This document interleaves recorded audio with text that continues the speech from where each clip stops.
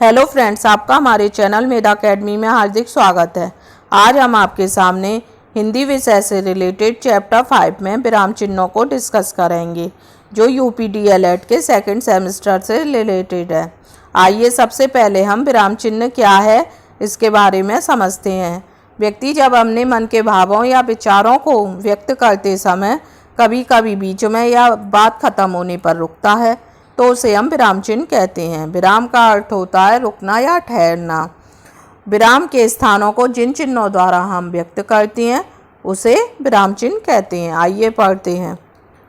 व्यक्ति अपने मन के भावों या विचारों को व्यक्त करते समय जब कभी कभी या बीच में या बात खत्म होने पर रुकता है तो उसे विराम कहते हैं। विराम का अर्थ होता है रुकना या ठहरना। लिखते समय रुकावट या विराम के स्थानों को जिन चिन्हों द्वारा व्यक्त किया जाता है उसे विराम चिन्ह कहते हैं। भाषा में विराम चिन्हों का विशेष महत्व है। यदि चिन्हों का सही प्रकार से प्रयोग ना किया जाए तो अर्थ का अनर्थ हो जाता है।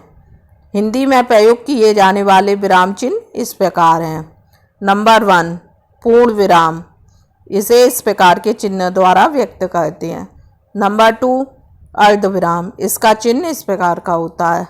नंबर 3, अल्प विराम। इसका चिन्ह इस प्रकार का होता है। नंबर 4, प्रश्नवाचक। इसका चिन्ह इस प्रकार का होता है। नंबर 5, विस्मयवाचक। इसका चिन्ह इस प्रकार का होता है। नंबर 6, निर्देशक। इसका चिन्ह इस प्रकार का होता है। नंबर 7, उद्धरण चिन्ह। इसका चिन्ह इस प्रकार का होता है। नंबर 8, योजक। इसका चिन्ह इस प्रकार का होता है। नंबर 9, विवरण चिन्ह। इसका चिन्ह इस प्रकार का होता है। नंबर 10, कोष्टक। इसका चिन्ह इस प्रकार का होता है। नंबर 11, लाघव। इसका चिन्ह इस प्रकार का होता है। नंबर 12, हंसपद। इसका चिन्ह इस प्रकार का होता है। नंबर 13, समतामूलक। इसका चिन्ह इस प्रकार का होता है। आइए इनके बारे में आप डिटेल से समझते हैं। नंबर 1, पूर्ण विराम। इस चिन्ह का प्रयोग प्रश्नवाचक तथा विस्मयवाचक वाक्यों को छोड़कर अन्य सभी प्रकार के वाक्यों के अंत में किया जाता है। जब हम बोलते समय वाक्य की समाप्ति पर कुछ समय के लिए रुकते हैं तब अगला वाक्य आरंभ करते हैं, उस वक्त पूर्ण विराम चिन्ह का प्रयोग किया जाता है। सरल शब्दों में हम कह सकते हैं, जब हम बोलते समय वाक्य की समाप्ति पर कुछ समय के लिए रुकते हैं तब अगला वाक्य आरंभ करते हैं, उस समय हम पूर्ण विराम का प्रयोग करते हैं। जैसे ज्ञानंदा बाजार गई, रुके हम कुछ देर के लिए तो पूर्ण विराम का प्रयोग किया। सुकृत मेहनत से पढ़ता है, यहाँ पर भी पूर्ण विराम का प्रयोग किया। गजल खेलती है, इसमें भी पूर्ण विराम का प्रयोग किया है। नंबर 2, अर्ध विराम। जब भी पूर्ण विराम की तुलना में थोड़ी कम देर के लिए रुकना होता है वहाँ अर्ध विराम चिन्ह का प्रयोग करते हैं। जब हम पूर्ण विराम की तुलना में कम देर के लिए रुकें तो वहाँ अर्ध विराम चिन्ह का प्रयोग करते हैं। जैसे जुबिन बाजार से घर गया, अब थोड़ी देर के रुके, यहाँ इस चिन्ह का प्रयोग किया। नहाया और नाश्ता किया, फिर रुके, फिर इस चिन्ह का प्रयोग किया।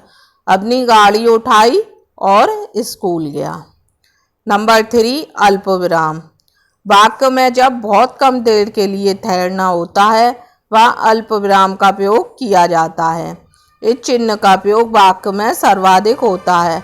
जब वाक्य में अर्ध विराम की अपेक्षा भी कम ठहरना हो, कम देर के लिए रुका जाता है तो वह अल्प विराम होता है। जैसे अर्चना शादी में ना जा सकी, इसका प्रयोग किया अल्प विराम का, क्योंकि वह अस्वस्थ थी, यहाँ पूर्ण विराम का प्रयोग किया है।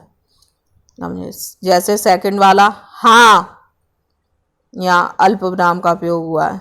मैं लखनऊ जाऊंगा, यहाँ पूर्ण विराम का प्रयोग किया है। प्रखर, तुम बाहर मत जाओ, यहाँ अल्प विराम का, यहाँ पूर्ण विराम का है।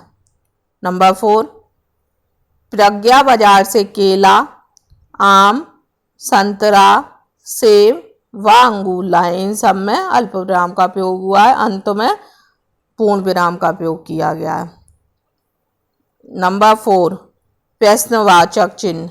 जब वाक्य में कब, कहाँ, क्यों, कहाँ, कैसे आदि शब्दों का प्रयोग होता है वहाँ प्रश्नवाचक चिन्ह लगाया जाता है। इसे प्रश्नवाचक चिन्ह भी सब सेंटेंस के अंत में लगाते हैं। जैसे राकेश इंदौर कब जा रहा है, इसमें वाक्य के अंत में प्रश्नवाचक चिन्ह लगाया है और कब का भी प्रयोग किया है, इसलिए ये प्रश्नवाचक सेंटेंस पे या प्रश्नवाचक वाक्य भी बोला जाएगा।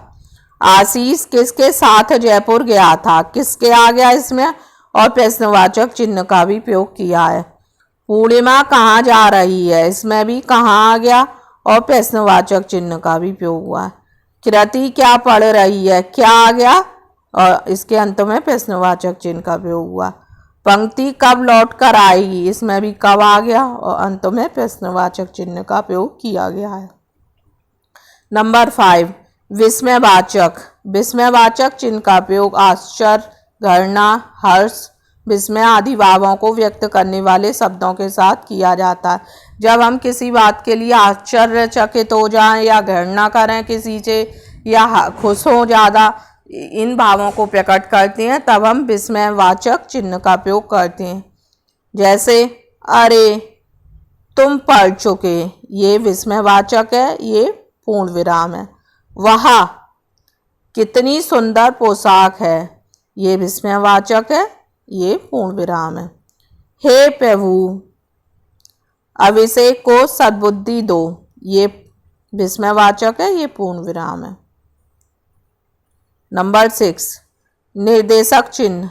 जब किसी व्यक्ति द्वारा कहे गए कथन को उद्धृत करना हो, वाक्य में टूटे हुए विचारों को जोड़ना हो या किसी कवि की रचना के बाद उसके कवि या लेखक का नाम लिखना हो तो निर्देशक चिन्ह का प्रयोग किया जाता है। जब हम किसी व्यक्ति द्वारा कहे गए कथन को एज इट इज लिखते हैं या टूटे हुए विचारों को जोड़ते हैं या किसी कवि की रचना या लेखक का नाम लिखना होता है तो हम निर्देशक चिन्ह का प्रयोग करते हैं। जैसे अमृत तुम कहाँ जा रहे हो, ये निर्देशक चिन्ह है और यहाँ प्रश्नवाचक चिन्ह का प्रयोग हुआ है क्योंकि यहाँ कहाँ आ रहा है। नंबर 2, कक्षा में प्रथम स्थान प्राप्त करने वाले बच्चे निम्नलिखित हैं। अब ये यहाँ पर निर्देशक चिन्ह का प्रयोग हुआ है। सजल, प्रज्ञा, प्रखर, जुबिन, कृति, पंक्ति, गजल व चाहत, यहाँ सब अल्प विराम का प्रयोग किया गया है क्योंकि यहाँ पर बहुत कम देर के लिए रोका गया है, इसलिए यहाँ पर अल्प विराम का प्रयोग किया गया। निर्देशक चिन्ह में जब किसी व्यक्ति द्वारा कहे गए कथन को स्पष्ट करना होता है तो हम निर्देशक चिन्ह का प्रयोग करते हैं। नंबर 7, उद्धरण चिन्ह। जब किसी कथन को जैसा का तैसा उद्धृत करना हो तो उद्धरण चिन्ह का प्रयोग करते हैं। जब किसी कवि ने कोई भी कथन कहा हो उसे हम एज इट इज लिखते हैं तो उद्धरण चिन्ह का प्रयोग करते हैं। जैसे मैंने डॉक्टर वत्स की मधुबाला पढ़ी। नंबर 2, डॉक्टर वर्मा ने कहा जो सदैव प्रसन्न रहते हैं वह स्वस्थ रहते हैं, ये उद्धरण चिन्ह के लगाया गया है। डॉक्टर वर्मा ने अपनी बात कही है, एज इट इज हमने ऐसे ही लिख दिया तो उद्धरण चिन्ह का प्रयोग किया गया है यहाँ पर। नंबर 8, योजक चिन्ह।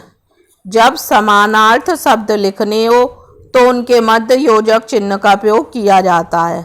जैसे सुख दुख, जीवन मरण, दूर दूर, पास पास आदि।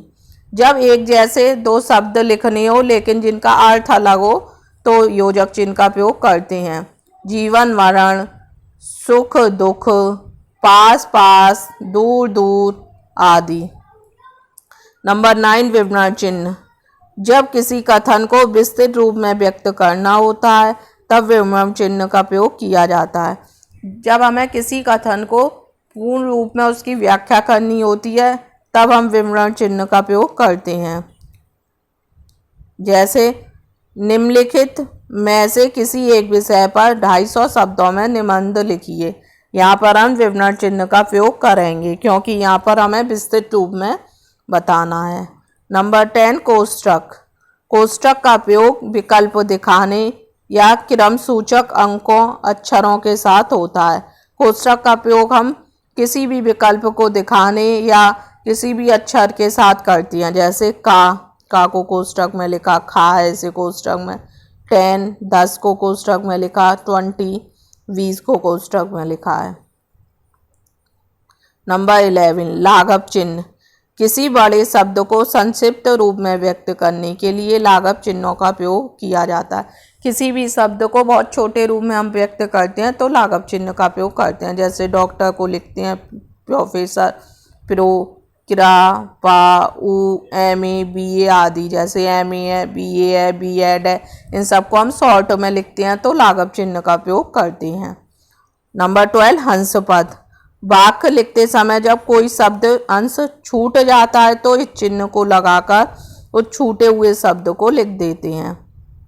अर्थात हम कह सकते हैं जब कोई वाक्य लिखे और कोई शब्द हमसे लिखने से छूट जाता है तो इस चिन्ह को बनाकर हम उस शब्द को लिख देते हैं। जैसे 26 जनवरी 1950 को हमारा संविधान हम लिखना भूल गए हैं तो इस चिन्ह को लगाकर ऊपर संविधान लिख के वाक्य को पूरा कर दिया, लागू हुआ।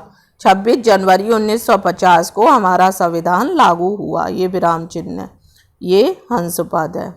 नंबर 13 समतामूलक। किसी शब्द का अर्थ लिखते समय समतामूलक शब्द का प्रयोग होता है। जैसे ललित का अर्थ होता है सुंदर, निशीथ का अर्थ होता है रात्रि का द्वितीय पहर। किसी भी शब्द का अर्थ हम लिखते हैं तो समतामूलक शब्द का प्रयोग करते हैं। जैसे शब्द अर्थ लिखते समय हम समतामूलक शब्द का प्रयोग करते हैं। अगर आपको विराम चिन्ह वाला चैप्टर अच्छे से समझ आया हो तो आप हमारे चैनल को लाइक कीजिए, चैनल को सब्सक्राइब कीजिए, बेल आइकन को प्रेस करना ना भूलिए। धन्यवाद।